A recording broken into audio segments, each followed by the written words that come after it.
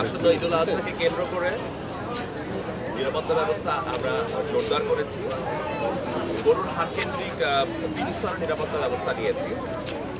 রোবাস petrol হাটে আশেপাশের এলাকায় তাদের টহল পরিচালনা করছে। সেই সাথে আমরা সাদা পোশাকে গোয়েন্দা দল আছে হাটে, তারা নিরাপত্তা নিশ্চিতভাবে কাজ করে যাচ্ছে এবং হাটের যে কন্ট্রোল গ্রুপ আছে, হাটের কন্ট্রোল গ্রুপে সার্বিক নিরাপত্তা নিশ্চিতভাবে আমাদের আরেকটি দল কাজ করে যাচ্ছে। সেই সাথে আমরা রূপসা নদীতেও আমাদের বোটের মাধ্যমে টহল পরিচালনা করছি। একই সাথে আমাদের ওয়াচ টাওয়ার থেকে ইভেন ড্রোনের মাধ্যমেও আমরা হাত মনিটরিং করে যাচ্ছি।